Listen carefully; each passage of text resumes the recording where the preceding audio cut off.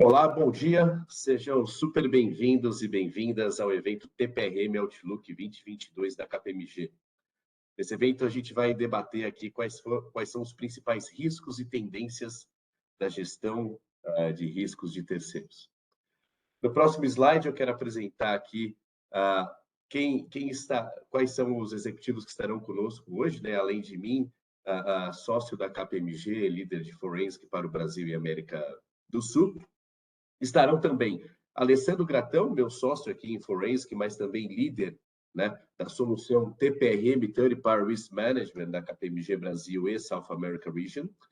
Estará também a Fernanda Flores, minha sócia aqui também no Brasil, e tem suportado a região, não só a South America, né, Fer, mas também diversas outras regiões, como US, Europa e algumas empresas com presença no Brasil, mas com sede na Ásia, e a nossa candidata especial, Tamara Gincieri. A gente esteve conversando aqui um pouquinho antes, né, Tamara? E ela contou um pouquinho sobre a sua experiência, mas a Tamara, ela é mãe do Henrique, né, e da Isabela, que eu tive o prazer aqui de trocar um pouquinho de experiência e conhecer um pouco mais sobre os dois, né? E além dessa missão, que eu imagino ser super prazerosa, né, ela tem atuado também como profissional de legal e compliance, com vasta experiência em implementação de programas de compliance e atualmente exercendo a função de diretora de compliance e governança corporativa na Eco Rodovias. Anteriormente, a Eco Rodovias, Tamara passou por grandes empresas como Renova Energia, né, uma empresa brasileira de energia renovável, que, aliás, tem tomado cada vez mais força esse tema dentro da perspectiva ESG. A Tamara também passou e teve uma trajetória profissional muito interessante também no grupo GPA, Walmart, né? Assim como uma experiência jurídica em escritórios renomados como Trent Ross Watanabe, Tosini Freire, né? Escritórios esses, né, Tamara, que a gente também tem um excelente relacionamento aqui, faz parte do nosso dia a dia. Tamara, muitíssimo obrigado por ter aceitado o nosso convite, né? Para nós é muito importante passar um pouco, né, da mensagem do que essa pesquisa trouxe de novo, quais são as ambições e as preocupações dos executivos, né? E, ao mesmo tempo, eu queria aproveitar esse momento aqui que nós temos a Tamara para agradecer também o Mendel, né? O Mendel é o Compliance Officer da Microsoft. Ele estava confirmado para o evento, pessoal, mas teve um imprevisto e não pôde estar aqui conosco hoje. Mas a gente teve um bate-papo muito interessante, o Mendel está bem, né? E em breve a gente vai fazer um novo evento com ele. Eu tô te aguardando aqui, viu, Mendel? Um grande abraço aí. Em breve a gente volta a se falar para organizar um novo evento contigo, meu amigo. Passando agora para o próximo slide, acho que a gente tem aqui um pouquinho, né, contar como que essa metodologia, como foi a construção da pesquisa TPRM 2022. E para isso, pessoal, é muito importante que eu explique um pouquinho para vocês do contexto global, como que a KPMG está posicionada nesse assunto. TPRM, né, a Third Party Risk Management, tem sido um tema de destaque, não só no Brasil, mas em todos os países aí, nos grandes centros econômicos e políticos.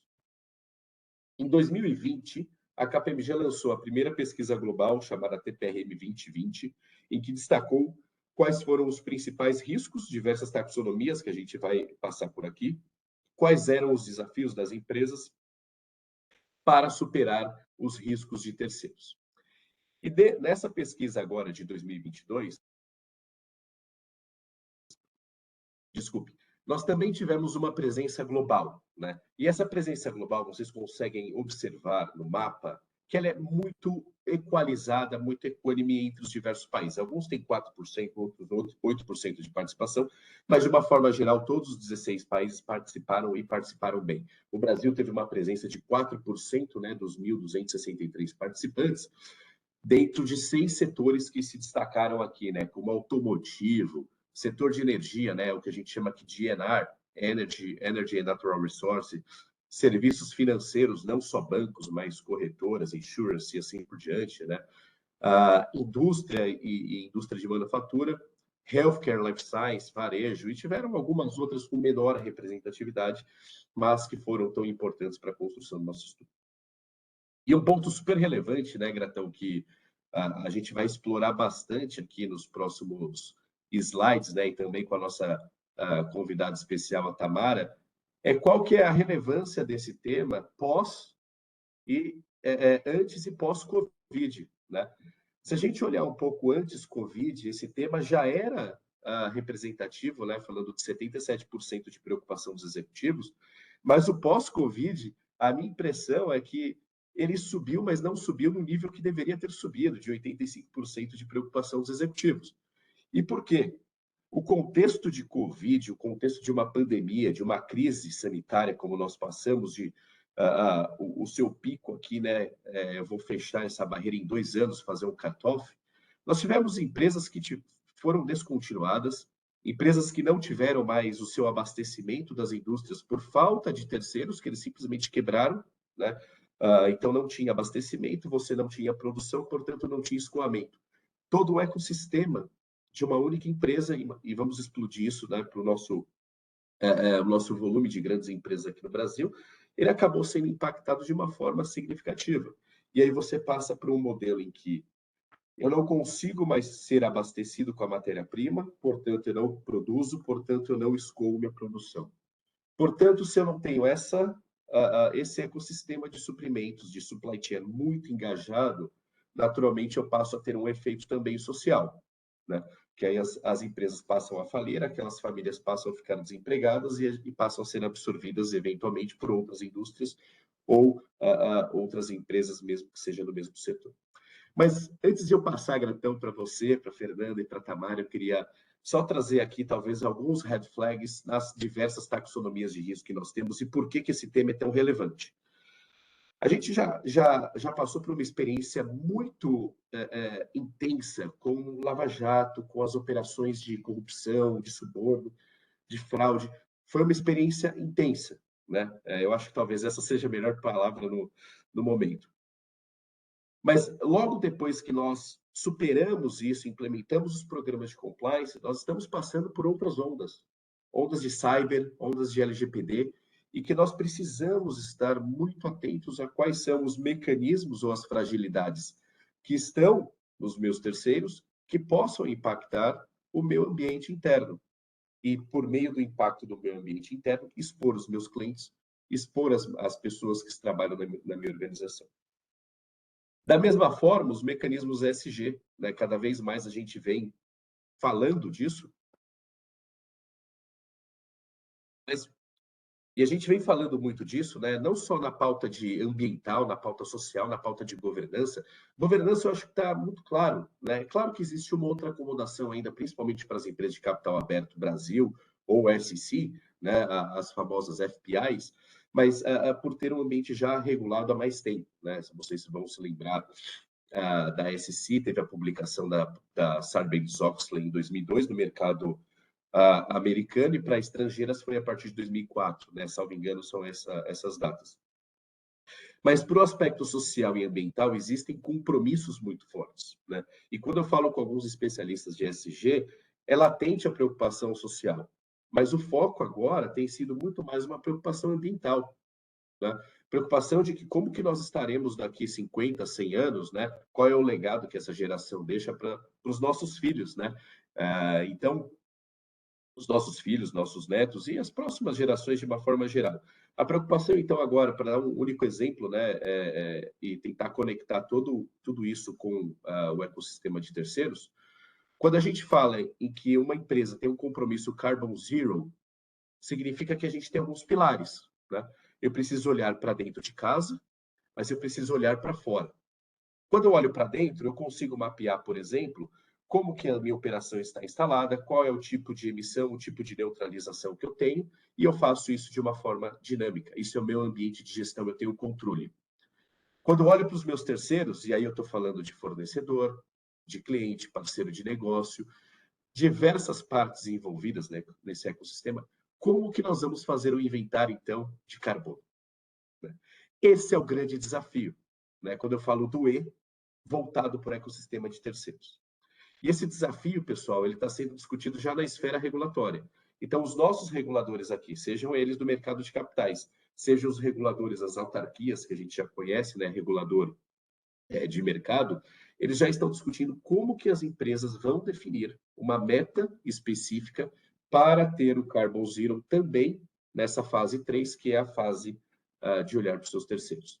Então, isso torna o ambiente mais complexo, mais dinâmico, e junto com tudo isso, né, pessoal, vocês estão vendo aí que os efeitos de uma métrica mal definida ou de uma fraude no ambiente ESG, executivos estão sendo condenados.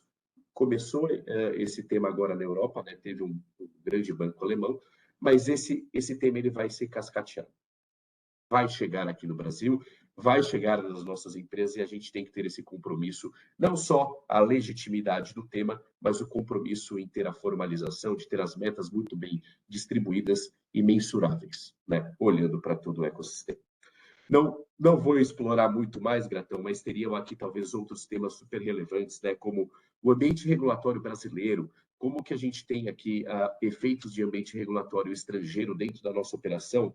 Exemplo simples, pessoal, e muito recente, sanções impostas à Rússia e aos aliados russos, né? Então, nós tivemos sanções ali impostas pela OFAC e pela União Europeia.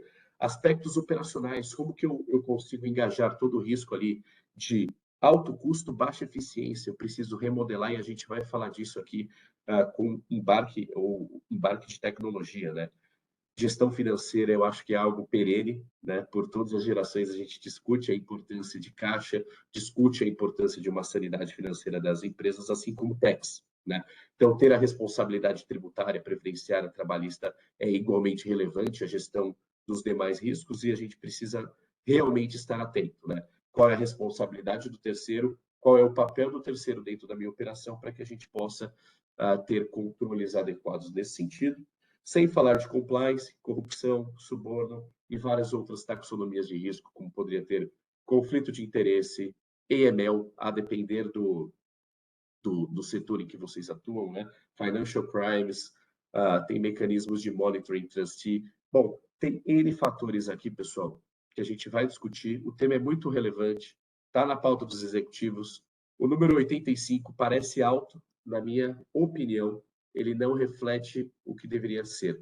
Esse número deveria ser ali muito próximo de 100%. Tá?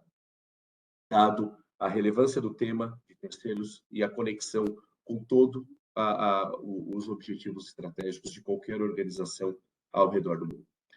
Gratão, Fernanda, Tamara, essas são minhas considerações iniciais. Eu gostaria de, mais uma vez, dar as boas-vindas a todos os nossos convidados aí. Está muito próximo de 70 participantes neste momento.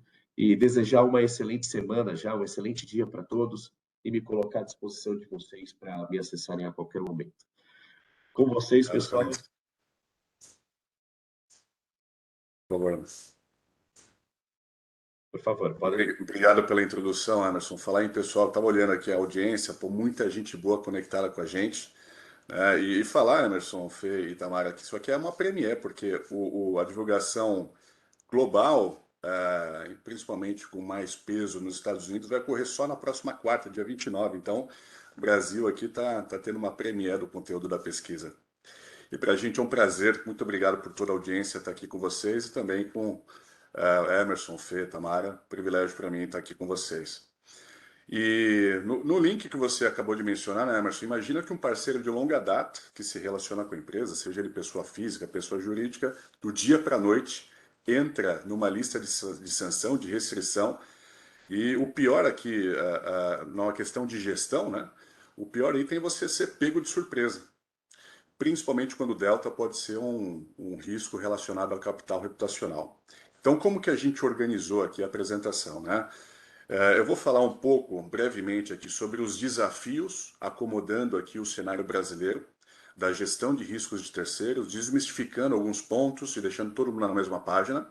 Na sequência, a gente vai ter um desmembramento aqui da pesquisa, abordando pontualmente quais são os principais achados, né, que a Fê vai dar uma navegada com a gente. E aí depois a gente tem uma visão de tudo isso na prática com o ponto de vista da Tamara. Então, eu acho que está muito bem azeitado aqui e todos fiquem à vontade para colocar as perguntas no chat, a gente está acompanhando também. Emerson, Fê e Tamara, qualquer input aqui também durante a apresentação são muito bem-vindos, né? Então, quando a gente fala dos desafios do gerenciamento de riscos no Brasil, um primeiro ponto que é interessante a gente estar na mesma página é justamente o que são terceiros, né? Quando a gente fala TPRM Outlook, o que é essa sigla, né, que é pouco comum ainda aqui no Brasil? Talvez alguns setores como o financeiro estão mais acostumados com os CAS, né, com conheça o seu parceiro, conheça o seu cliente, enfim, conheça o colaborador, talvez já tenha uma certa familiaridade. Então, terceiros aqui, pessoal, normalmente a gente tem uma visão de olhar fornecedores, prestadores de serviço, são aqueles tradicionais. Mas quando a gente fala de terceiros, entendam qualquer pessoa física ou pessoa jurídica, ou a ambos, tá? Numa visão de partes relacionadas, que podem falar, podem representar ou ter algum vínculo importante com a empresa que você está gerenciando. Então aqui a gente fala de prestação de serviços, fornecedores, clientes é um terceiro, né? Tem algumas regulamentações aqui que estão chegando mais fortes no Brasil, de você conseguir identificar quem que é o beneficiário final, por exemplo. A gente tem agentes intermediários, associados, colaboradores, pessoal, principalmente dependendo de qual função esse colaborador desempenha na empresa, com quem que ele se relaciona, ele pode trazer um risco maior ou menor que precisa ser gerenciado. E costumeiramente no Brasil, a gente tem o hábito de fazer uma análise, uma due diligence ou um background check no momento inicial, né? Eu vou contratar essa pessoa, vou contratar essa empresa, esse parceiro, vou adquirir uma empresa, preciso saber quem é o sócio. Então, naquele momento inicial, a gente faz o escrutínio, a gente acompanha que grande parte das empresas já tem essa prática. Agora, vamos imaginar os 2 últimos anos, aqui, anos de pandemia, principalmente cenário econômico, financeiro, muda muito. Então, de repente, eu tenho um contrato de 2, 3 anos com uma empresa, uma pessoa física, a chance de ter alguma flutuação, alguma mudança no cenário de risco que eu analisei lá atrás é muito grande. Então, nessa qualificação de terceiros, a gente tem um enquadramento que precisa ser não só analisado, mas também monitorado, né? Dentro de uma linha de prevenção, detecção e resposta, melhor custo-benefício, proteção do capital reputacional, evitar multas e sanções é o controle preventivo. A partir do momento que também é um recurso, mas é o que eu preciso atuar numa gestão de crise, né, porque uma empresa estava numa lista de sanções de trabalho escravo e acabou expondo o nome da minha empresa porque eu tenho um vínculo significativo. Pô, aí tudo bem, eu posso ter uma contingência, mas os números, cases de mercado mostram que é muito mais custoso você agir de forma reativa numa gestão de crise, e aí o capital reputacional já foi afetado, do que você agir de forma preventiva, onde no momento inicial, grande parte das empresas acha que é caro investir, a gente já tem uma série de atividades, então aí entra aquela máxima, né? Se você acha o compliance também aplicado para cá caro, imagina não tê-lo, experimente não tê-lo, porque as dores são muito maiores. E quando a gente fala de quais são as regulamentações, como o Emerson mencionou, que têm afetado o mercado brasileiro, a gente vê uma expansão, não só para o setor tradicional como financeiro, mas para todas as empresas. Eu não vou repassar item a item, esse conteúdo aqui sobre o ambiente regulatório é não exaustivo, ele pode ser ampliado de forma significativa, dependendo da especificidade do setor, qual que é a regulamentação, quais são os órgãos específicos que o regulam, mas se a gente pegar uma aqui que afeta a todos, não importa o porte, não importa a localização, não importa como que a empresa está organizada. Vamos pegar aqui a 12846, que é a nossa lei anticorrupção. Na lei 12846, um dos itens abordados lá é a questão da responsabilidade objetiva. Pô, mas o que é a responsabilidade objetiva na prática? Na prática, pessoal, é o seguinte, ela fala que se um terceiro cometer um delito, cometer, por exemplo, um ato de suborno frente a um agente público, agindo em seu nome, a responsabilidade objetiva fala que não adianta você, contratante, você vinculante com esse terceiro, dizer que não compactua, que você não concorda ou que não sabia. Né?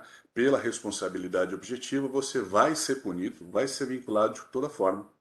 E quando esses eventos adversos ocorrem, a primeira questão que o ente fiscalizador vai te perguntar, vai te questionar é quais são os mecanismos de governança e controle que você tem implementado para evitar que esse seu terceiro cometesse esse ato lesivo, por exemplo, frente ao ente público. Então, é requerido cada vez mais que as empresas tenham uma organização, tenham uma plataforma, tenham alguma forma de monitoramento dos riscos de terceiros, fazendo parte do processo de tomada de decisão.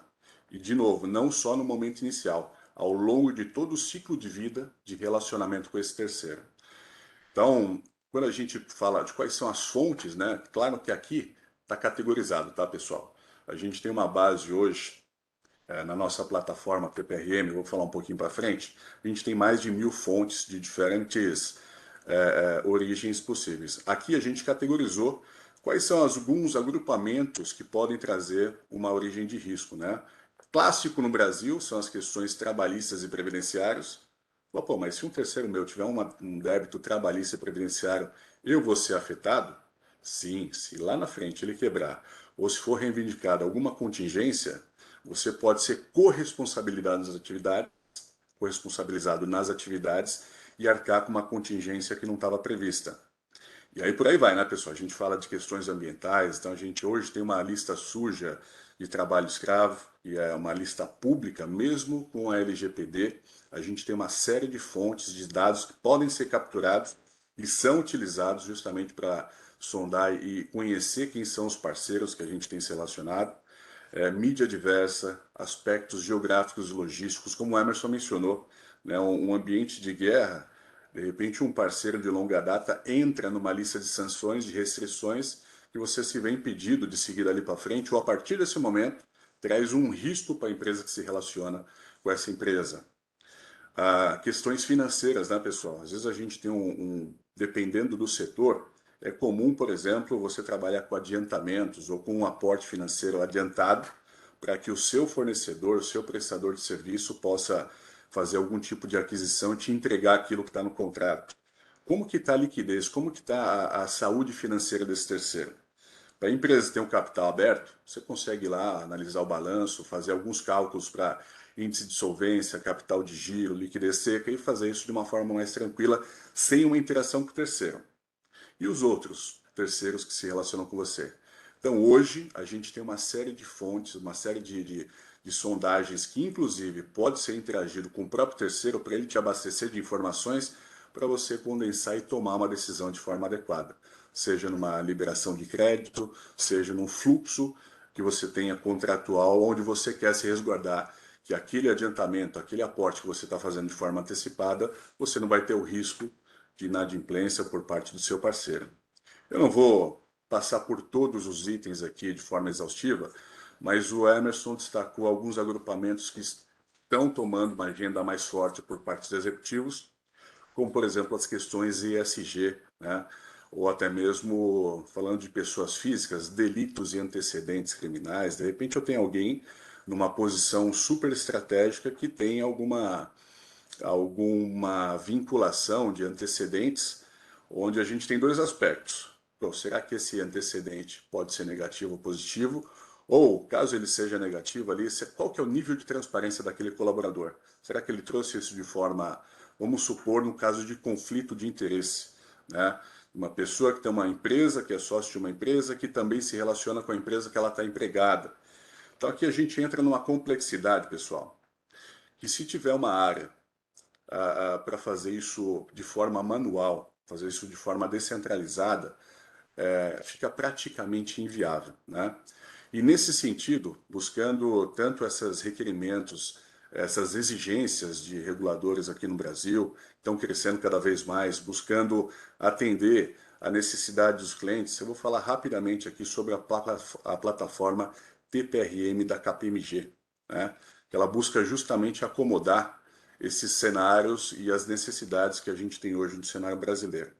Se a gente pegar aqui o cenário 1, né, que a gente vê que é o exige de uma grande parte das empresas, onde você tem, por exemplo, aquele procedimento de quando faz a due diligence, fazer de forma spot, somente no primeiro vínculo, para um cenário e sem o monitoramento, de repente a área de compliance está fazendo essa análise, só que tem uma certa dificuldade, até sistêmica, de se comunicar com o jurídico, de se comunicar com a área de suprimentos, que está na frente ali de relacionamento com o terceiro, ou até mesmo com outras áreas de segunda linha, por exemplo, para fazer a gestão dessas informações.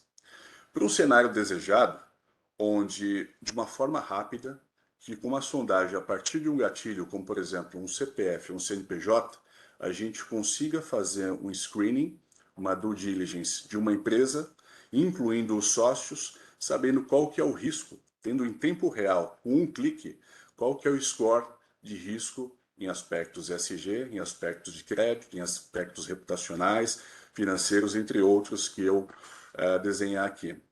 E poder ter um fluxo de tomada de decisão, porque a gente sabe que não é tão simples descontinuar ou destratar um parceiro.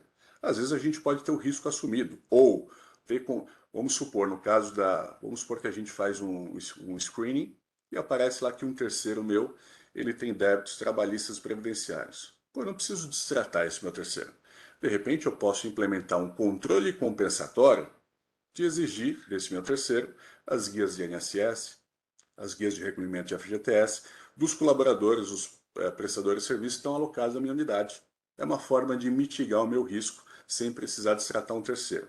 Agora, se fizer isso de forma manual, pessoal, fica praticamente impossível. Então, na nossa plataforma, a gente tem isso automatizado, utilizando componentes de inteligência artificial que permite um workflow, o estabelecimento de workflow dentro da própria empresa, delegando atividades. Olha, o compliance identificou que esse terceiro tem uma pessoa exposta politicamente, então eu vou pedir um aqui do jurídico, eu vou envolver suprimentos para pedir uma documentação, tudo dentro de um workflow parametrizado de forma muito intuitiva na plataforma.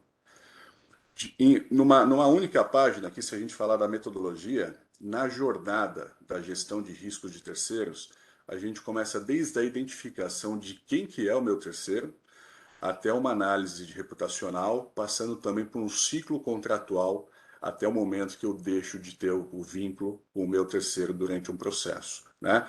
Em 3 grandes grupos, a gente fala de uma análise de background check, ou due diligence, fazer uma gestão do contrato e, principalmente, um monitoramento contínuo, atendendo inclusive a requerimentos legais. Empresas, por exemplo, que querem passar por uma certificação de uma ISO 37001 e sabem que ter esse monitoramento é um dos itens requisitados, mandatórios para você conseguir a certificação. É como eu falei, né, a nossa plataforma ela utiliza, além dos componentes de inteligência artificial, ou seja, quanto mais você usa, mais o algoritmo aprende o que é risco alto para você, o que não é, o que eu consigo trabalhar, enfim, trazendo inclusive inputs para facilitar o processo de tomada de decisão. A gente tem uma grande facilidade de pesquisa de dezenas de milhares de dados de fontes estruturadas, utilizando automação no processo. Na prática, é um clique, uma sondagem, ou nem esse clique pode ser feito. De repente, a gente pode colocar conectores na plataforma, falando com o nosso sistema RP, o TPRM integrado com a SAP, Oracle, TOTUS, seja qual for o RP que a empresa utiliza, utilizando, levando e buscando informações de forma automática, onde na prática o líder que está fazendo a gestão dos terceiros vai ser notificado somente quando tiver um red flag.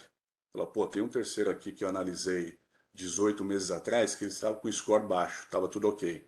Agora, o sistema no monitoramento contínuo, ele identificou que esse terceiro foi para risco alto. De repente, um novo sócio é uma pessoa exposta politicamente, ou esse terceiro entrou numa lista de restrição, como mencionei, por exemplo, trabalho escravo, ou surgiu um processo, seja na esfera criminal, seja na esfera civil, com essa empresa, tendo ela como polo ativo ou passivo, enfim.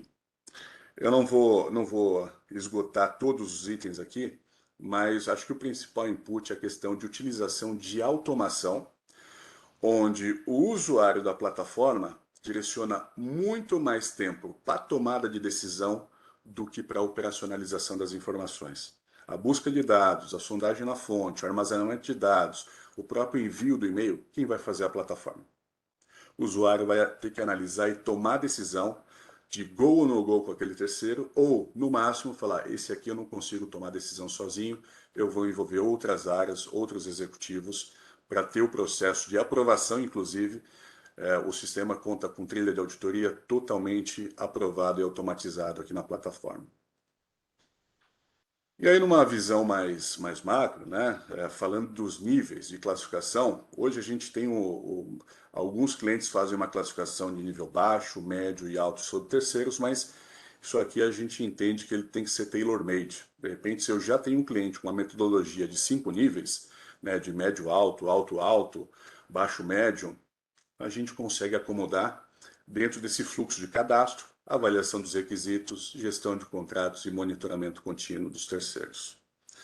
Por fim, pessoal, a gente está falando aqui que entre as pesquisas sobre o meu terceiro de due diligence de diversas fontes, o enriquecimento das análises, considerando inclusive o histórico de relacionamento com a própria plataforma, né, com o próprio terceiro. De repente eu tenho um colaborador que ele foi demitido, desligado por justa causa na unidade A, e ele foi contratado 3 meses depois por um outro gestor dessa unidade que não tinha essa informação. Né? Isso eu já vi acontecer e sem a utilização de automação no processo é impossível monitorar.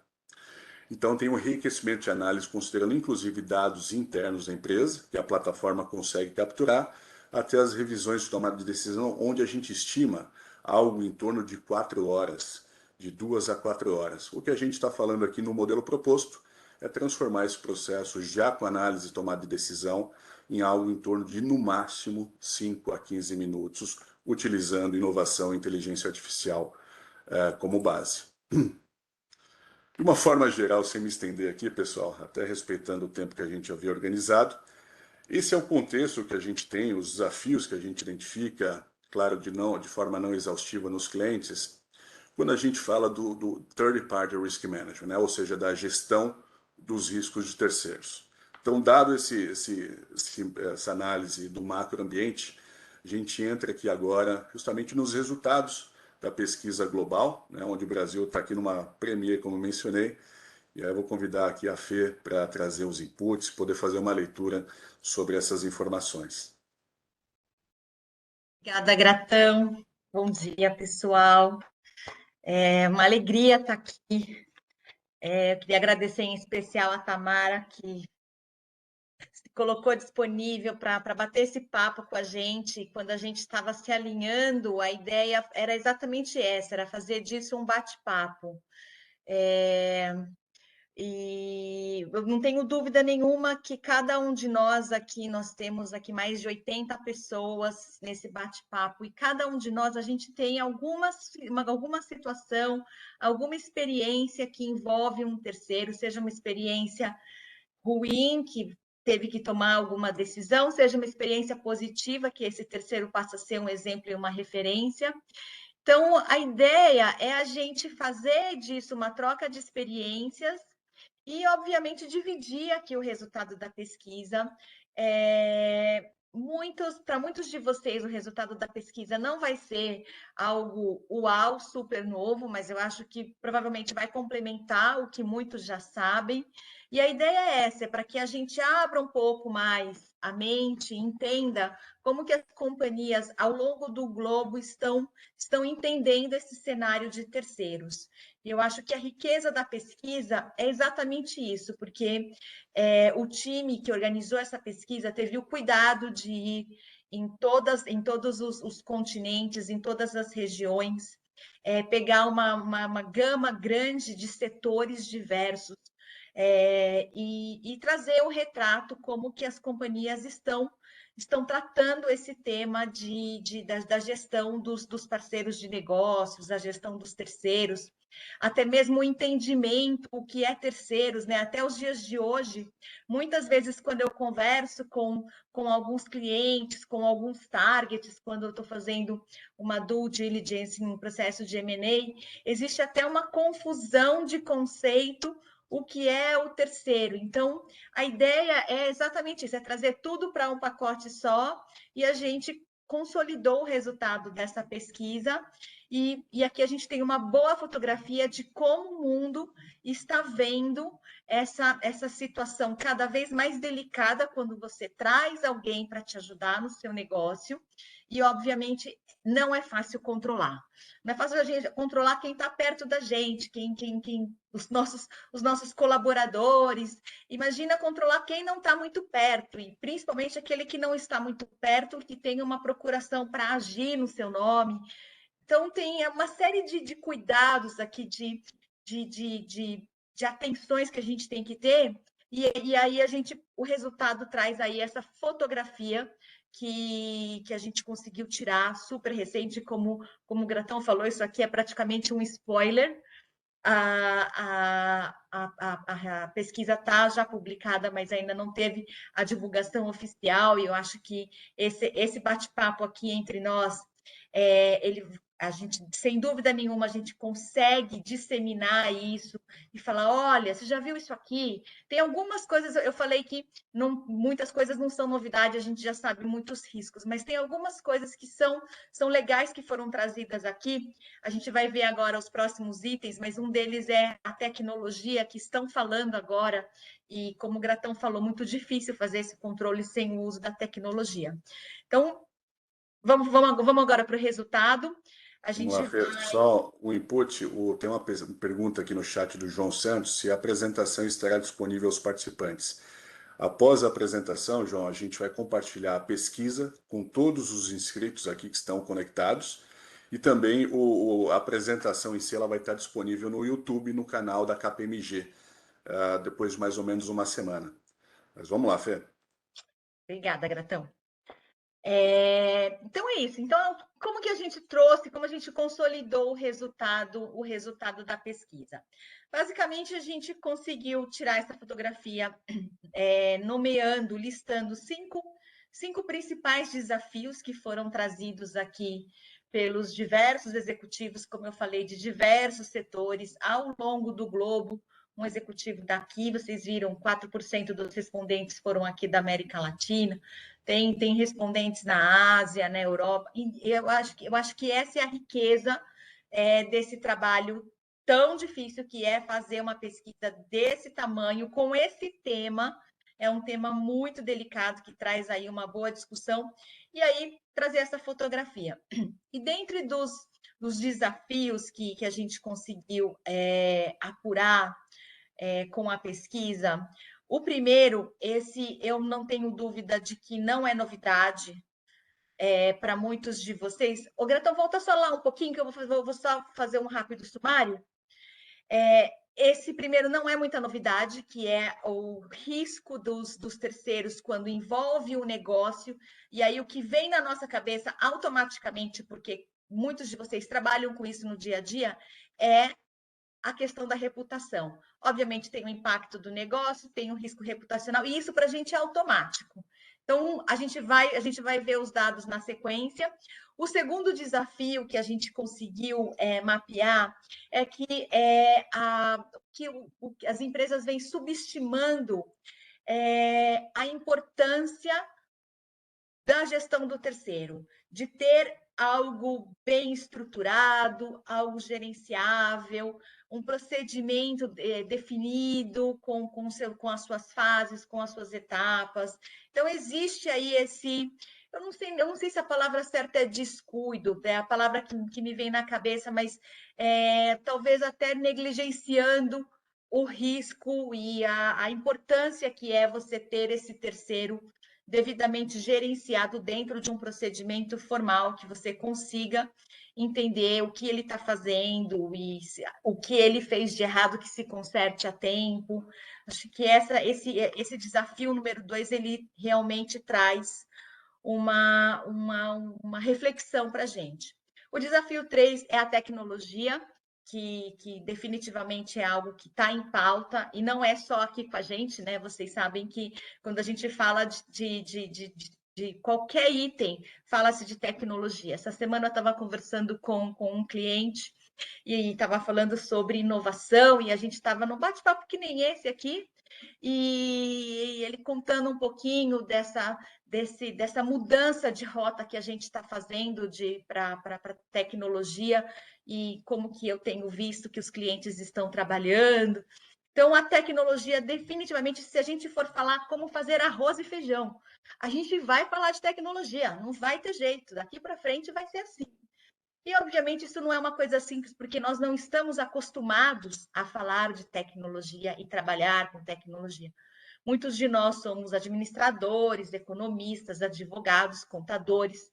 E para a gente isso não é uma coisa simples, mas é necessário. O quarto desafio que a gente mapeou é a limitação dos recursos. Isso definitivamente a gente sabe, isso não é fácil. Os nossos recursos são limitados, sejam de tecnologia, seja de recursos humanos. Não é simples, então definitivamente isso é um desafio para todo mundo que trabalha com terceiros, para todos que têm que gerenciar o terceiro, isso é muito difícil. A gente sabe que mão de obra qualificada não é uma coisa simples nos dias de hoje, não é só aqui no Brasil, não. É em qualquer lugar do mundo. Gente qualificada, tecnicamente qualificado, habilitado, não é, hoje em dia, é quase que uma agulha no palheiro. E, por fim, o último desafio é que a maioria das empresas tem dificuldade para manter um modelo estruturado de gestão do terceiro, e de acordo com a sua necessidade. Uma coisa que eu vejo muito, às vezes tem cliente que fala, então, me mostra aí a sua matriz de risco, me mostra aí o seu programa de gestão de terceiro. Eu não tenho, porque um programa de gestão de terceiro vai ser desenhado de acordo com a necessidade dele. A matriz de risco, ela vai ser desenhada de acordo com o setor dele, com a necessidade dele, o que ele precisa. Então, e aí, às vezes, sou até um pouco antipática. Ai, ela não está querendo me dar uma dica da matriz de risco, não está querendo me dar uma dica do que eu tenho que fazer. A dica é essa, simples assim, é necessário você ter uma gestão, um controle do seu parceiro de negócio. Como isso vai acontecer? Acho que depende aí, Fê, né? Acho que depende muito da empresa e não existe aquele famoso do one size fits all. E cada um vai ter ali o seu universo de fornecedores, o seu número de fornecedores, o seu número de recursos na equipe, né? Então, acho que você tocou num ponto muito bacana quando a gente fala, principalmente do lado corporativo aqui, que é qual é o risco, qual o apetite de risco que a gente está disposto a correr, né? Quais os terceiros que eu vou realmente mapear e fazer a due diligence? São todos os terceiros? São aqueles fornecedores revenda? São os fornecedores que prestam algum serviço que vai ter alguma interação com o agente público? Então, eu preciso focar mais nesse ponto. Então, acho que cada empresa aí vai ter... E eu achei bacana você falar que, às vezes, sou antipático, né? De você não quer dividir... Mas é que, assim, é muito particular, né? E aí a pessoa, de repente, coloca por exemplo, a matriz de risco de uma concessão de rodovias, como eu estou atualmente, é totalmente diferente da meu matriz de risco quando eu estava no varejo, né? Ali eu tinha os terceiros intermediários, aqui eu tenho o poder concedente como o meu parceiro de negócios para a sobrevivência dos meus negócios, né? Então, o meu risco aqui é muito diferente. Então, acho que é esse a provocação que fica aqui, né? A gente pensar que cada um vai ter que fazer o seu, porque não tem como a gente ficar copiando modelos. De repente, alguns da mesma indústria pode ter alguma particularidade, mas, de novo, a gente vai estar falando de cada empresa, cada apetite de risco, recursos e pessoas para fazer a gestão desses terceiros, né? Obrigada, Tá, por trazer isso. E é legal porque essa é a sua visão de quem está aí no negócio. Você está na indústria e você passou por diferentes indústrias. E isso é fundamental. Uma vez que você consegue entender isso, e muitos de nós aqui que estamos nesse bate-papo, muitos são compliance officers, muitos trabalham com compliance como coordenador, analista, o que quer que seja. E uma vez que você entende, você mudou o mindset, você fala, não, eu preciso entender, você mudou de companhia, você mudou de setor, mudou tudo, começa do zero. Vamos lá, vamos entender e vamos desenhar essa gestão. É legal você trazer essa visão de quem está no negócio.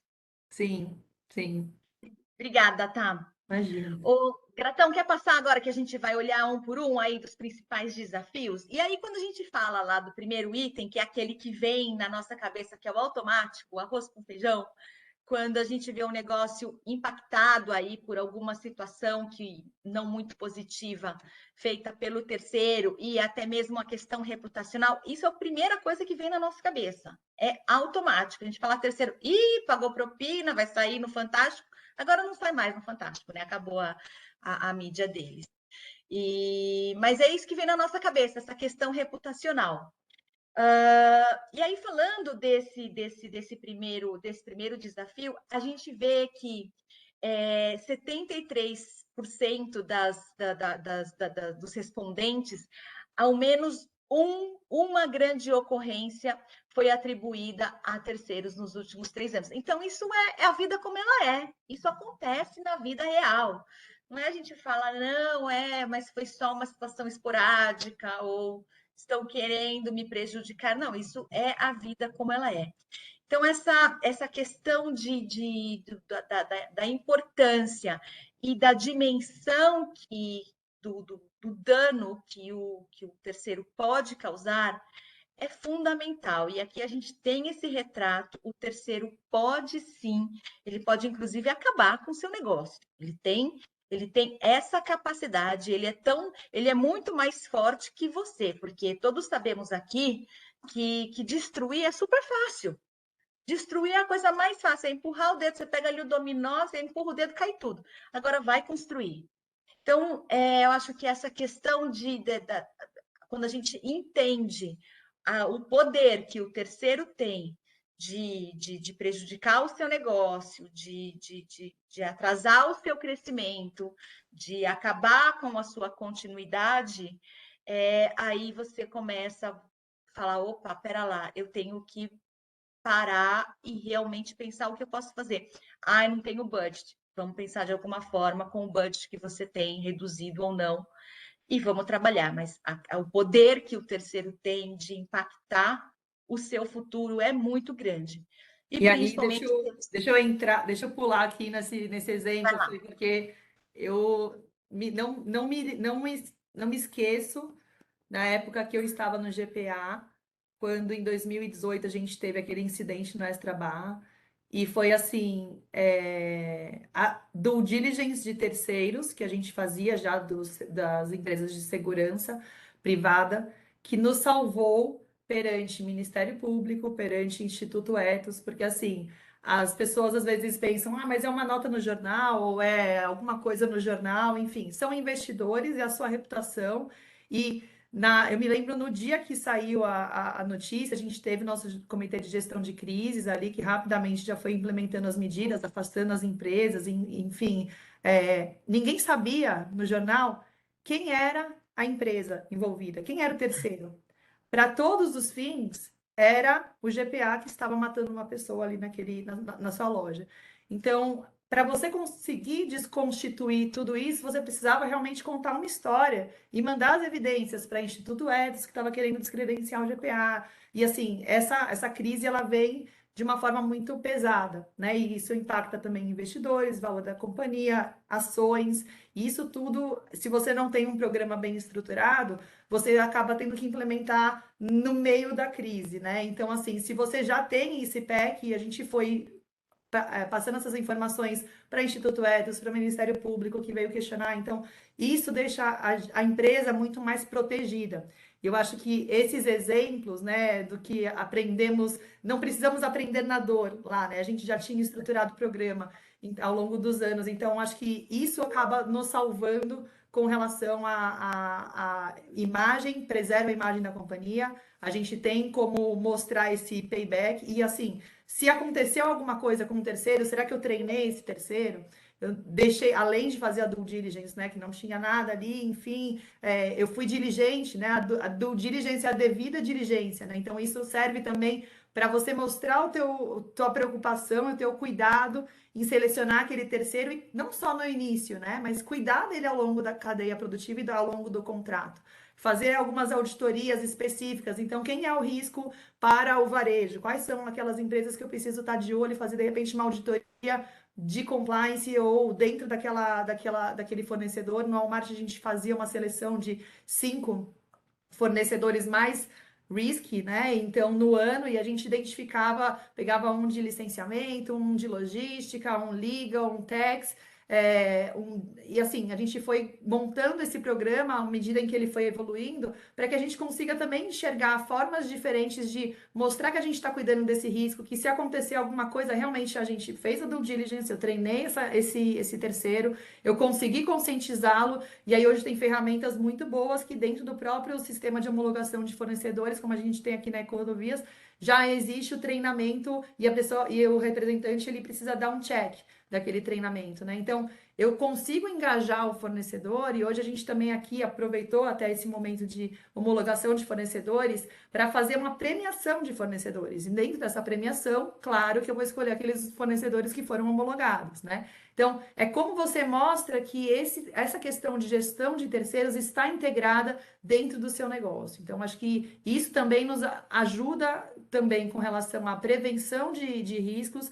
Eu até anotei aqui impacto reputacional e também um plano de resposta, né? Porque nada melhor do que você já ter um plano de resposta caso você use, você tira ali da sua rede e envia para o Ministério Público, para as autoridades, para quem quer que seja. Então, acho que isso também engrandece muito a relevância e a importância dessa gestão de terceiros. Tamara, você me lembrou aqui alguns grandes reconhecimentos que a gente tem de mercado hoje, na linha de compliance, né, que é o Proética, da CGU, ou a própria 37001, que é a antissuborno. Nenhuma delas diz que, uma vez que eu consiga essa certificação ou esse reconhecimento, eu estou blindado, não vai haver nenhum caso de corrupção de suborno, né? Então, não tem como vedar, mas é justamente o que você falou. No momento imediato, quando eu sou acionado por entes de fiscalização, enfim, aqueles que eu me relaciono, eu preciso mostrar o que eu tenho estabelecido, né? E aí, o ponto principal aqui, que uma vez o capital reputacional, a imagem, a reputação da empresa afetada, por mais que a gente tenha tudo isso documentado, até explicar, se não tiver nada, pior ainda, né? Mas Não, até aí é terra explicar... arrasada, terra arrasada. Exatamente. Isso aí. Legal, é legal essa troca, né? Porque a gente consegue visualizar o que a gente está falando. E é a vida Sim. como ela é. Então, obrigada, Tá, por trazer esse exemplo prático. E aí, quando vocês veem aqui a distribuição do setor, vocês veem aqui 39% no setor de energia que você atuou, né? Tá, varejo 32%. Então, é isso, assim, obviamente tem setores que têm um risco maior e os controles devem ser mais efetivos, mais elaborados, tem setores com risco menor, mas qualquer que seja o seu setor, essa gestão precisa ser feita. Mais sofisticada ou não, o impacto vai ser o mesmo. Você estará exposto caso esse terceiro, esse parceiro de negócio, saia da rota combinada. Quer passar o próximo, Gratão, por favor? E aí, falando do segundo desafio, que a gente falou lá na frente, quando que as companhias estão subestimando a necessidade de um programa de gestão de terceiros. E, obviamente, a gente vem aí, o que a gente mais vê, o que a gente mais escuta é o limite financeiro. E é curioso, né? Porque, e agora com essa situação toda, essa pandemia que não tem fim, agora está mais controlada, mas eu nem ouso dizer que acabou. Obviamente, o budget, muitas companhias estão aí priorizando outras áreas ou outros controles ou expansão de negócio, ou o que quer que seja, ou manter o negócio. E aí existe uma redução orçamentária automaticamente, porque momento de incerteza, fora a pandemia, a gente tem todo esse cenário global aí, uma guerra que não tem nem sinal de quando vai acabar, ninguém nem sabia que ia começar e de repente começa, essa situação econômico-política. Então, um momento de muita incerteza, o que as companhias fazem? Deixam segurar aqui o orçamento, porque eu não sei o que vai acontecer no futuro. E o que automaticamente acontece? A perda financeira pode ser maior ainda. A gente viu lá no começo, quando o Emerson estava falando da preocupação com a gestão de riscos de terceiros, era 77% antes da pandemia e 85% pós-pandemia. Então, você vê que é um movimento reverso, né? Uma preocupação maior e um orçamento menor.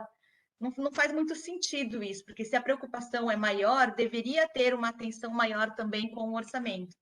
Mas o que a gente vê é um movimento na contramão da preocupação e do risco. E aí, quando a gente olha aí para essa questão orçamentária e da dificuldade de ter aí uma gestão dos terceiros, a gente vê que 63% dos respondentes confirmaram que os orçamentos são gastos principalmente com custos rotineiros. Então, assim, mas gestão de terceiros não é importante, eu tenho que manter aqui minha operação, eu tenho que manter o meu negócio, eu tenho que pagar meus funcionários, eu tenho que comprar minha matéria-prima, ou o que quer que seja. Mas será que pagando tudo isso e um terceiro descontrolado, será que o negócio vai continuar? Talvez no futuro não tenha mais folha de pagamento, talvez no futuro não tenha mais matéria-prima a ser comprada, porque talvez no futuro não exista mais a companhia operando. Então, essa questão orçamentária é definitivamente, acho que um grande desafio. E aí, tá, eu queria até ouvir um pouco de você que está aí fazendo o trem andar, essa pressão do orçamento que vai para o compliance, porque o compliance é back-office, não é front-office, né? Você deve ouvir aí vários nãos, e aí você vai lá e você tem uma sessão de convencimento da importância que é o orçamento aí dentro das companhias que você passou, né? Sim, sim. Acho que essa questão de gestão de terceiros, eu sou bem. É como se fosse um filho para mim, gestão de terceiros, porque foi aonde eu comecei no Walmart, e eu me lembro que eu fiz uma transição de trabalhista para o compliance, e aí me deram a responsabilidade pela questão de gestão de terceiros, que equivalia lá no programa do Walmart a 80% do programa, né? Então tinha muita coisa, porque era desde o onboarding até o treinamento, até o risk ranking dos TPIs, dos terceiros intermediários, que lá o risco era muito mais, a gente tinha esse foco em risco para terceiros intermediários. Então, fornecedores revenda, o cara que me vende bolacha, Coca-Cola, Pepsi, a gente não fazia análise de risco desses, a gente tinha outros controles atrelados a essas empresas. E aí, na questão de TPIs, a gente precisava realmente mapear todos em todas as áreas, então a gente foi batendo porta em porta para saber quem são os terceiros dessa área que podem interagir, e aí as pessoas ainda não sabiam muito o que é terceiro intermediário, o que é TPI, não sei se é de comer, se é de passar no cabelo, né? A gente até brincava.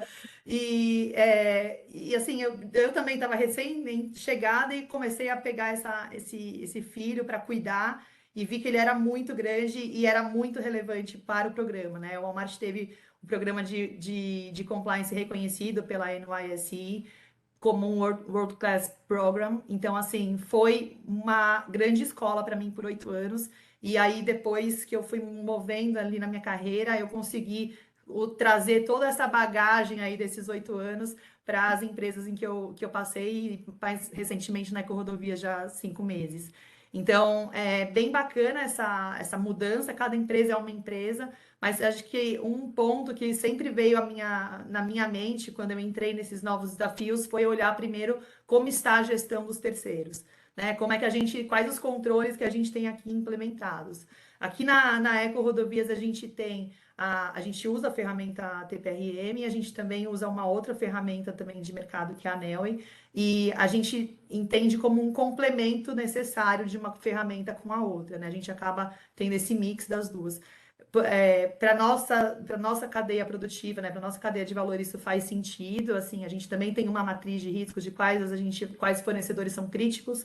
É uma grande gama, assim, é bem maior do que a gente tem hoje numa base de 5.000 fornecedores. Então, a gente tem uma análise bem vasta de fornecedores, mas a gente também tem a nossa matriz de risco que a gente considera como um risco alto, médio, baixo. Isso também nos ajuda a garantir, se eu tenho um fornecedor com risco baixo, eu não preciso estar renovando a análise de risco dele todo ano. De repente, eu posso deixar em 2, 3 anos, como também no Walmart a gente fazia esse risk ranking, para você conseguir também mapear quais os recursos, quantas pessoas vai precisar, quantas pessoas tem no seu time e quais os riscos que você vai conseguir mapear e mitigar, né? Aqui na Eco-Rodovias a gente conseguiu obter a ISO 37001, que o Gratão falou aí em 2021, e a gente conseguiu renovar ela depois de um processo bem longo de auditoria no começo desse ano de 22, a gente conseguiu a manutenção dela para 2022. Então, isso também revela que a Eco-Rodovias está comprometida com isso e adota os melhores esforços. Claro que, como o Gratão falou, isso não impede que aconteça alguma coisa, mas num plano de resposta, né, a gente tem o nosso programa de ética, sistema de integridade, colocando esses controles, o que a gente faz com terceiros, quem são os terceiros alto risco, qual o tipo de mapeamento que a gente faz. A gente já colocou dentro do processo de homologação de fornecedores também o treinamento desses fornecedores, então isso já faz parte do pack de homologação. A gente fez essa semana a premiação de fornecedores, então a gente tem uma parceria muito boa com o time de suprimentos aqui, o Alex é um diretor da área e o time dele todo é muito incrível, a forma como eles se colocam, eles monitoram a nossa área também, então eles têm um grupo de trabalho ali em que eles vão trazendo novas questões, novas preocupações e a gente pensa juntos em planos de ação. Então, é muito bacana quando a gente vê uma área de compras, e assim, eu digo que eu sou privilegiada de ter uma área de compras que tem essa preocupação, né? E o Alex, ele é um alemão, então, assim, ele é super preocupado com isso e nos ajuda muito a melhorar o programa também continuamente, né? Acho que foi um grande parceiro para a obtenção da 37001, tem muitos controles que a área dele ali faz e que precisam existir para a gente conseguir essa certificação que foi tão merecida e a Eco-Rodovias foi pioneira nessa certificação, então isso também nos diferencia, né, no mercado de infraestrutura, que é arriscado, né, por natureza, já sofreu muito no passado, mas eu acho que hoje, quando eu converso com os meus colegas de CCR, Arteris, e eles querem fazer benchmarking com relação ao nosso programa de interação com agentes públicos, qual é o tipo de controle que a gente tem dessas interações, os nossos colaboradores vão lá, inserem no portal de ética qual foi a interação, o que aconteceu, se aconteceu alguma coisa de estranho, algum pedido de solicitação indevida. Então, hoje a tecnologia nos ajuda muito aqui na Eco-Rodovias e, assim, trabalhei no Walmart muito tempo, mas eu vejo como evoluiu, assim, sabe? Saiu do papel. Lá no Walmart eu me lembro que em questão de interação com agente público era um formulário que precisava preencher e vir por e-mail para mim, né? Eu falava, gente, eu não consigo gerar dados disso daqui, eu não consigo ter uma análise mais robótica disso, né? Eu vou precisar ter uma pessoa para olhar cada uma delas. E hoje a gente, implementando esses sistemas aqui, a gente conversa e faz benchmarking com a Arteris, com a Latam, a Rogéria, ontem a gente estava conversando sobre isso também, como a gente evoluir como um programa e usando a tecnologia para isso, né? E os terceiros estão aí como se era 80% do programa do Walmart, e eles tiveram aquela certificação da Bolsa de Nova York, acho que realmente é um ponto para a gente olhar aí nos nossos programas e como é que está essa gestão de terceiros. E claro que cada companhia vai fazer da forma como tem, com os recursos que tem. Eu tenho 8 pessoas aqui na minha equipe e eu tenho 3 delas dedicadas à análise de fornecedores, né? Então é bem relevante assim para a gente aqui e a gente tem essa preocupação muito grande em garantir que eles, enquanto estão com a gente, estão com os contratos aqui, a gente tem um monitoramento deles, até porque a gente pode ser perguntado, né, é público isso, a gente tem um acordo de leniência em andamento, a gente está com monitoramento independente do time da Adriana Dantas e Álvares e Marçal, então assim, a gente está sendo monitorado e assim, a gente consegue ver uma evolução do programa nesse sentido, eles têm reportado, a gente tem agora o monitoramento programado para finalizar em agosto, a gente está ainda com bastante demanda, com muita coisa ainda para fazer e para prover de informação. Monitoria independente é realmente um desafio, porque, enfim, é tudo para ontem, é tudo rápido, precisa ser implementado. E a questão de gestão de terceiros, a gente passou esse conforto muito bom para o time de monitoramento. Então, acho que isso a gente acaba também saindo na frente, né? Acho que é mais do que até a Fê falou, acho que é um desafio, de repente, eu falei, olha, por enquanto não é, assim, a gente tem a grata situação, que eu não digo nem que é confortável, porque você, em monitoramento independente, você começa a se questionar até se você realmente é bom para fazer aquilo que você está fazendo, porque são tantas perguntas e tantas variáveis e tantos questionamentos, mas quão longe você está indo na sua cadeia, né? Acho que na pesquisa a gente estava falando ali de quarteirizados, então, poxa, quão longe eu estou chegando? Eu estou cadastrando esses caras no meu sistema, faço análise de risco deles, como é que a gente consegue também separar o joio do trigo, porque, né, somos uma empresa que não somos uma empresa de auditoria, né? Mas a gente precisa adotar ali e ter esse, acho que é esse senso, né? Quando o compliance officer está diante de uma empresa e do seu programa de integridade, tem que ter um risk-based approach, né? Então a gente precisa entender quais os riscos e aonde que, pensando em impacto e probabilidade,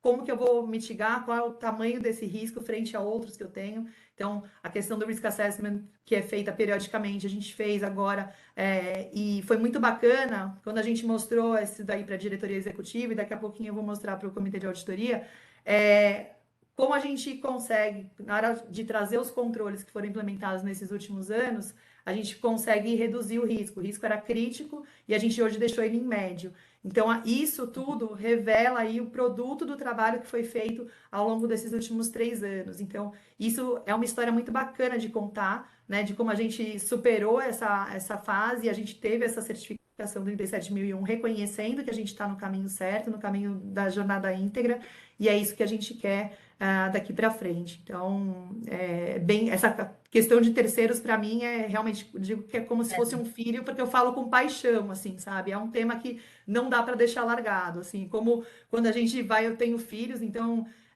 você vai deixar o seu filho com alguém, assim, você vai fazer o background checking da pessoa que vai ficar com o seu filho, né? Então, é mais ou menos isso, né?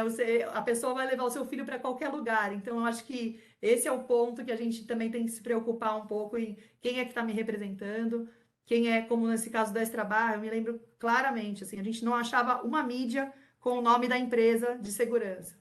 A gente achava só GPA, foi no GPA, Extrabarra, GPA Extrabarra mata pessoas, GPA Extrabarra. E assim, eu vi aqui na audiência, a gente tem outros colegas do varejo aqui, assim, eles podem ecoar o que eu estou dizendo aqui, ainda que em pensamento, mas me lembro da Chantal, eu mandei uma mensagem para ela no dia que aconteceu e ela falou: muito obrigada por você me dar esse apoio, assim, sabe? Porque nesse momento é o que a gente mais apanha, e aí alguém vem e fala, tipo, olha, eu tô aqui no que você precisar.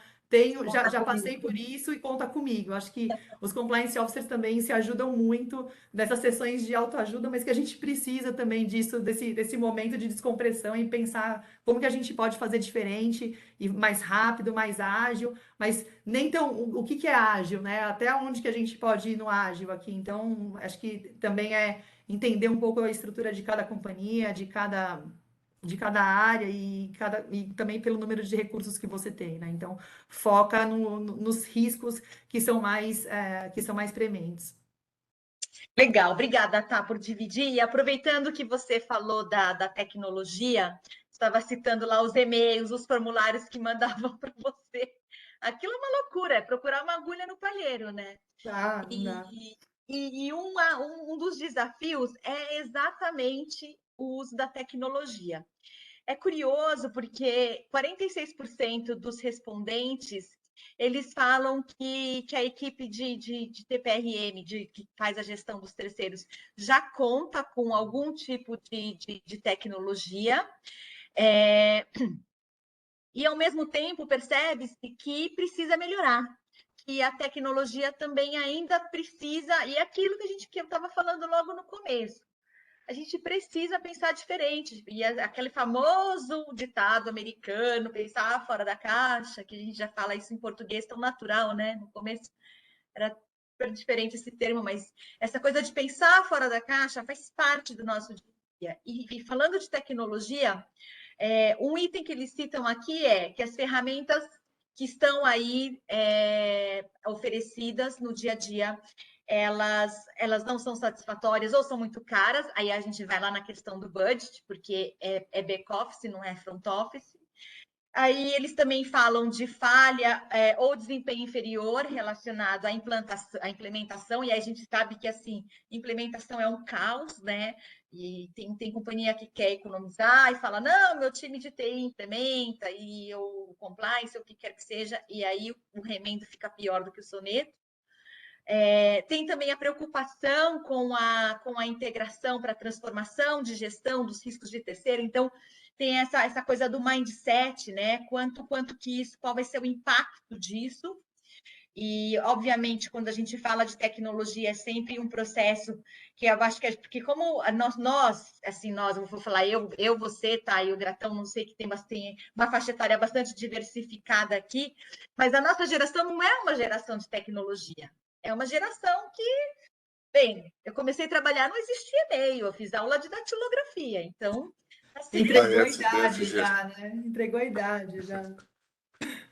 a SDFG. Então, assim, e aí e tudo fica muito mais difícil, porque a gente não tá acostumado. Então, implementar, pensar, tudo aí também gera uma dificuldade para a equipe de compliance. E aí, o item 4, é legal isso, que traz essa questão dos dados, né? Os relatórios eficazes e claros, tipo dashboard. A gente está agora pensando em dashboard, fazendo Power BI, mas isso é algo que tá ongoing. Então, também, às vezes, tem ferramenta que tem dados, mas você não consegue ler os dados. Os dados ficam lá e ninguém lê, porque não é fácil de ler. E a questão de violação dos dados. Então, a proteção dos dados em tempos aí de LGPD e todo esse cuidado aí, a gente está... a GDPR também, toda hora a gente tem algum termo aí que está associado com companhias da Europa. Então, essa questão de violação, essas invasões, a proteção, cybersecurity, é algo que foi levantado aí pelos respondentes, que a tecnologia precisa dar uma resposta num futuro breve. Acho que essa é a mensagem aqui dos respondentes e que fica aqui para a gente fazer esse homework de como que a gente pode pensar e fazer um improvement da tecnologia. Eu acho que isso vale bastante uma reflexão para cada um de nós que estamos aqui nesse bate-papo, para entender se a gente pode colaborar de alguma forma. Minha indicação aqui, Fê, é que o pessoal que estiver ouvindo, estiver buscando uma tecnologia para poder suprir justamente essa necessidade, que não faça aquele negócio do rabo abanando o cachorro. Não é a empresa que precisa se adaptar à plataforma. Ok, às vezes a plataforma vem com práticas líderes que é legal seguir. Mas aqui a grande indicação é busque uma plataforma que se adapte ao seu negócio. A Tamara mencionou a importância do tailor-made, né, do feito sob medida. E a gente corrobora essa visão aqui. A gente vê, no item 1, existentes, muitas vezes insatisfatórias, a gente vê que quando a empresa precisa fazer alguma movimentação, alguma adaptação na plataforma, essa adaptação é tão cara, quase maior que o valor da licença e acaba inviabilizando. Então, aqui o ponto, a minha indicação, minha recomendação, busque uma plataforma que se adapte ao seu negócio, à sua rotina, às suas atividades específicas, seja de região, de setor, enfim, você vai ter menos dor de cabeça nesse sentido. Obrigada, Gratão. Vamos para o próximo? E aí, falando da limitação dos recursos, se a gente voltar lá para a introdução do Emerson, quando ele falou de ESG e falou do risco ambiental, está aqui.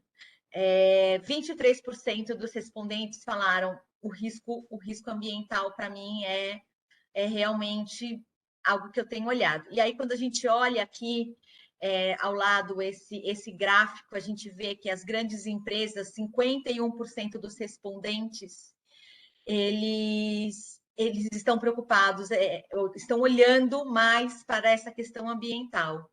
Governança, 50% e 44% social. Então, definitivamente, o I aí do ISD é o boom do momento, dependendo do setor, isso é prioridade. Em muitos setores, a gente sabe que tem setores aí de altíssimo risco, que está no radar das companhias, das autoridades, está no radar do mundo. A gente está aí em tempos de discussões aí de aquecimento global, enfim, todos esses booms que a gente tem visto. Então, eu acho, ligando isso com a introdução do Emerson aqui, está a prova de que o risco ambiental é definitivamente algo que está na pauta.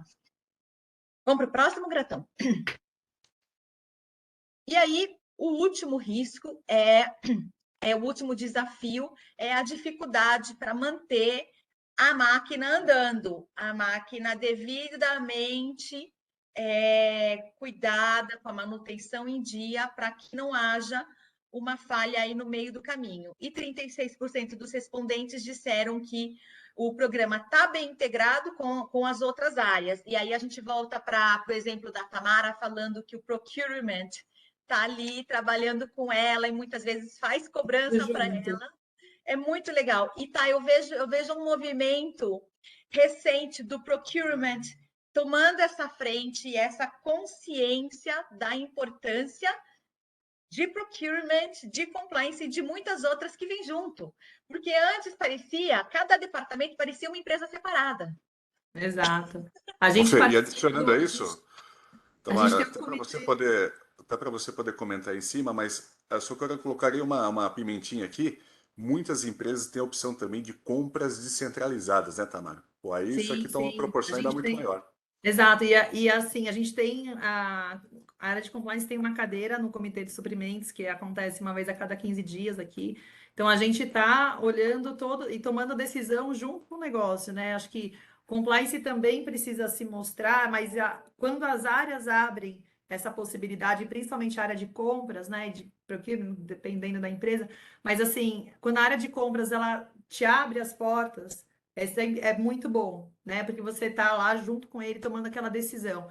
Então, ele também se preocupa, né, com o programa de compliance. Ele quer que o programa de compliance funcione, porque, na verdade, também ele tem responsabilidade como administrador, né? Então, acho que a gente está nesse momento aqui, assim, as áreas de compliance e de procurement estão realmente, eu vejo esse movimento em outras empresas também, porque eles já entenderam que não tem como fazer estratégia separada. E quando a gente fez a premiação de fornecedores essa semana, a gente estava planejando já há um mês fazer isso daqui, essa ação, e no final foi muito bacana a gente fez sem nenhuma consultoria, a gente fez nós mesmos, nós e time de compras, organizamos e fizemos virtual, enfim, por conta da volta aí de alguns casos de Covid, mas a gente estava junto fazendo aquele negócio. E eles entenderam, faz todo sentido chamar a área de compliance, a área de sustentabilidade também, para falar das questões do I, do S, né? Então, assim, no G aqui, a área de compliance já foi falando também do seu programa, do que a gente entende como valores inegociáveis para a companhia, da homologação dos fornecedores, do treinamento dos fornecedores. Então,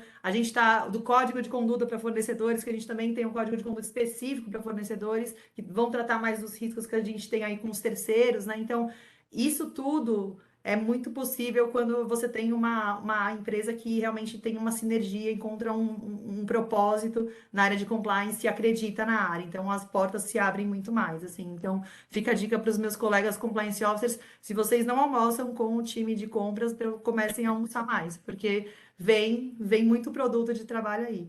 Eu vou só pedir desculpas para vocês, que eu vou ter que sair, eu tenho um comitê de auditoria começando em 8 minutos.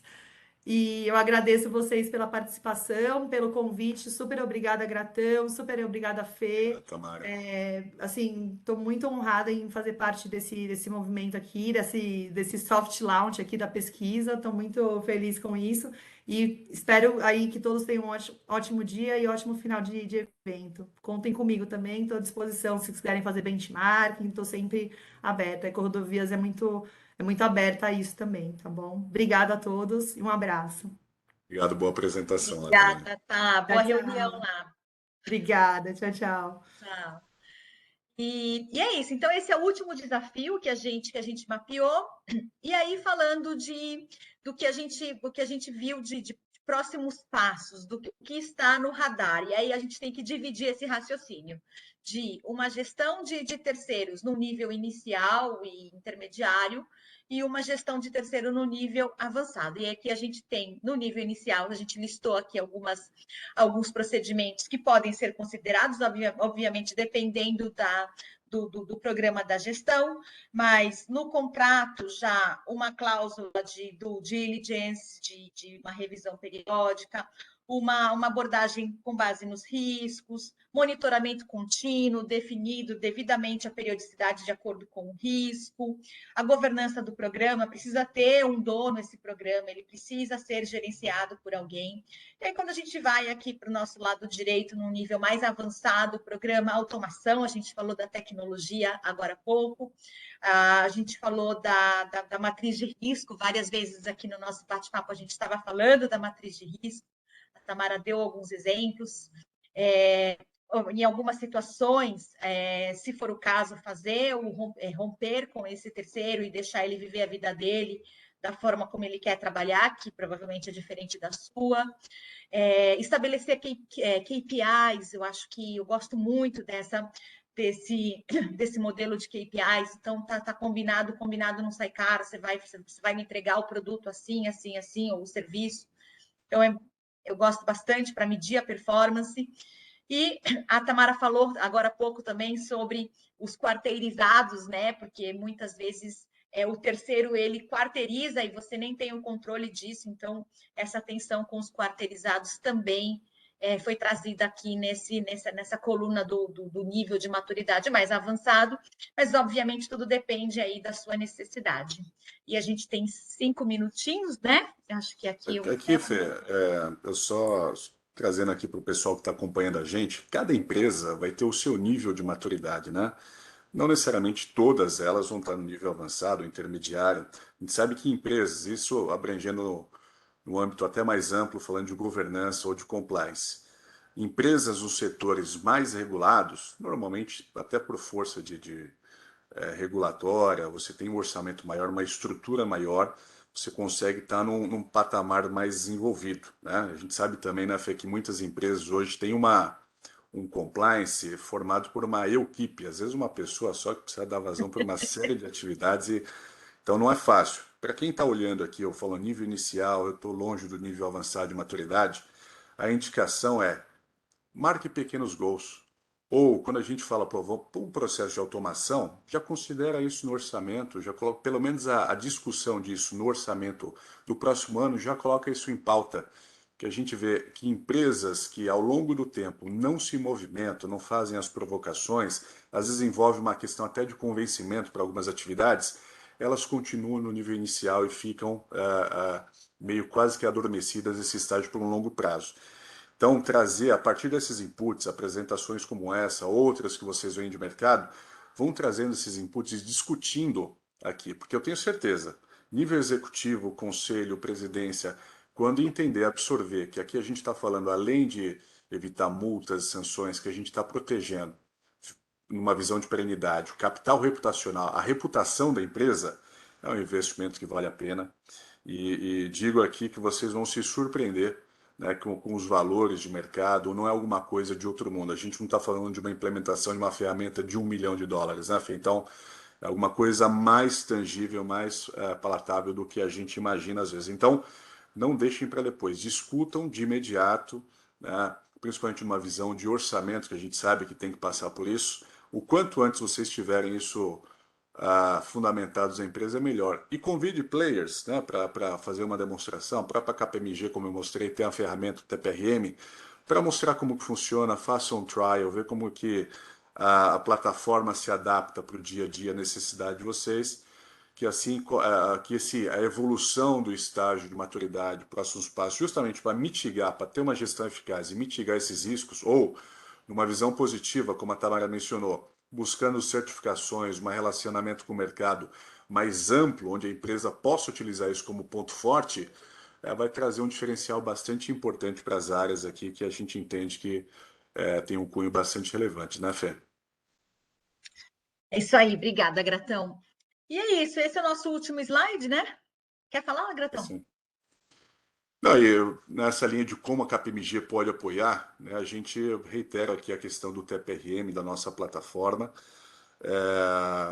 Hoje a gente entende que tem um alinhamento muito forte com aquilo que a gente vê de práticas líderes de mercado. Além dessa pesquisa de vários conteúdos internos, a gente tem moldado, Fê, a nossa plataforma com base no input dos próprios clientes. Né? Um cliente fala, pô, mas tem uma lista aqui de restrição que não está na plataforma, não tem problema, custo zero, vamos lá implementar, porque essa lista vai atender não só você, mas todos os outros clientes. Mas, principalmente, eu vejo como diferencial aqui a integração com ERPs, para que você não fique em atividades manuais.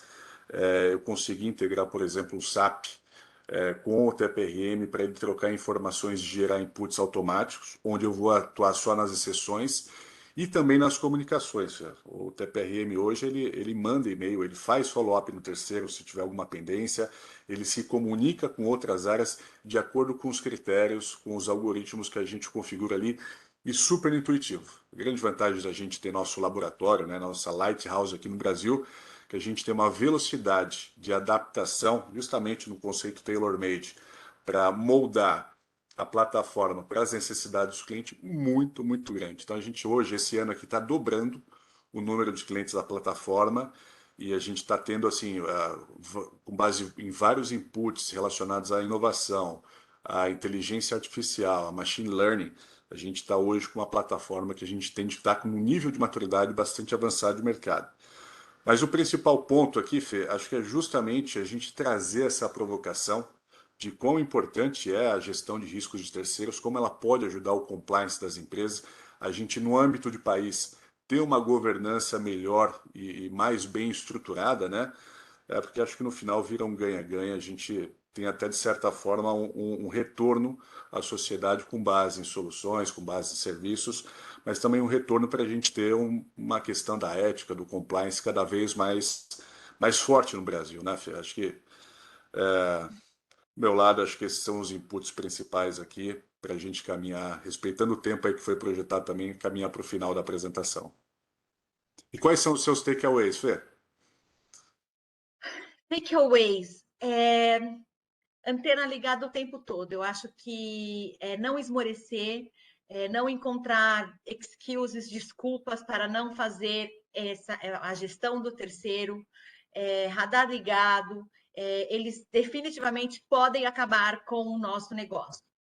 Eu falo nosso porque na KPMG também temos terceiros e a gente tem que gerenciar. Então, eu acho que independente da forma como você vai fazer essa gestão do terceiro, do parceiro de negócio, não importa, mas faça de uma forma ou de outra, seja com tecnologia, sem tecnologia, porque o poder dele de colocar você em risco é muito grande. Eu acho que essa é a mensagem final. É isso aí. É isso, eu queria agradecer a todos. Eu sei que a gente foi aqui bem no tempo, não deu tempo de fazer Q&A, mas nos colocamos à disposição. Quem quiser conversar depois, se conecta com a gente via e-mail, via telefone, via LinkedIn. E a gente está aqui. Esse bate-papo é tão delicioso porque o tempo voa, né? Eu nem vi passar. Pois é, Fê. E Obrigada. quem quiser uma demonstração do TPRM também, está aqui meu e-mail, do próprio Emerson. Aciona a gente aqui, a gente vai ter todo o prazer. E na sequência a gente vai compartilhar com vocês também, pessoal, a pesquisa na íntegra, conforme a gente combinou. E essa apresentação vai estar disponível no YouTube nas próximas semanas no canal da KPMG. Fê, super obrigado pela mediação aqui, pela maestria de sempre, não esperava nada diferente. E também o pessoal que tem acompanhado a gente até aqui, até agora, né? Muito obrigado pela participação. É o motivo da gente estar aqui, né, Fê? É justamente a audiência. A gente é um grande privilégio estar aqui com vocês. Muito obrigado. Obrigada a todos. Bom trabalho.